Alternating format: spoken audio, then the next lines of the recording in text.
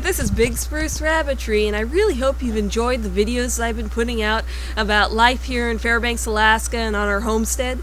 And they've been really fun to make, and I'm going to keep them coming. But today, this video is going to be a bit more serious and about the actual realities of farmsteading here in Fairbanks, and I will be asking you for a contribution to our homestead for building a barn. But first, a little history about Big Spruce Rabbitry. I grew up in Sitka, Alaska, and when I was in elementary school, my parents split up, and I moved to Washington State with my dad. From that point forward, I swore I'd move back to Alaska, and I finally got the opportunity when I got accepted to graduate school at the University of Alaska Fairbanks. So I bought my house and got myself set up on a little farmstead here in Fairbanks. Now, I've always been interested in small farms and wanting to be self-reliant and be able to produce my own food. So the very first thing I did is I started to garden this land. Each year the gardens have gotten bigger, I've gotten more animals, and it's slowly been building up year by year. And I met my husband, and he's had a similar vision of what he wanted from the future too. Food security is a concern up here in Fairbanks. All of our food basically has to be trucked up the Parks Highway, which is basically a 2-lane road, or brought up on the train, and all it would take is one pretty good earthquake for us to be without food for a month. So I've had this at the back of my mind as I've been transforming my yard into gardens and having rabbits for meat, and want to continue doing this and share what we learn as we build this homestead with you, so you can apply it in your own life for getting your own food security. And farming up here in Alaska actually is positioned to take off because climate change has meant that Alaska has warmed much more than other parts of the world.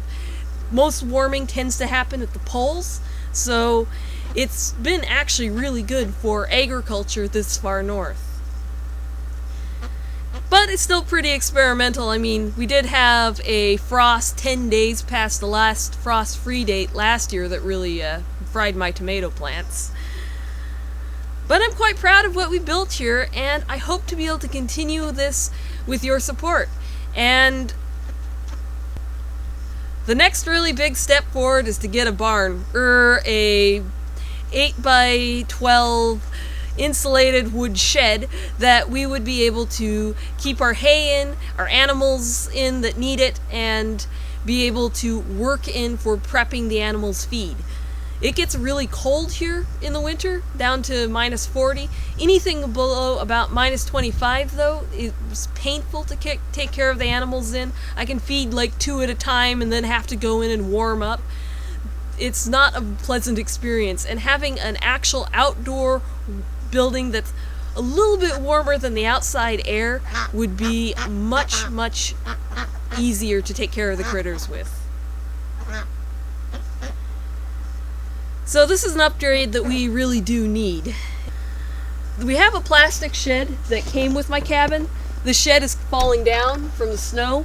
It's probably only got another year or 2 left in it. I have to shovel the roof to be able to make it work. It works for storing household goods. It doesn't work as a barn. So now I'm going to ask you for a contribution. Things up here in Alaska are pretty expensive, and we are trying to raise $6,500 to put in the barn. We want to hire a local contractor to build it. We're trying to keep our money local, and we also want to get something that's properly framed up and is actually going to withstand the test of time. My cabin came with the shed behind me. This is plastic. It has not done well over time. The snow every year makes it half collapse. It's not going to live much longer. Things really need to be built in wood, and it needs to actually have insulation, otherwise it's not going to work. And we can't build the shed ourselves this summer because my husband will be up in near the Arctic Ocean doing gravel surveys for his job, leaving me in charge of the homestead by myself, and it's more work than I can do on my own while having to look after all of the creatures.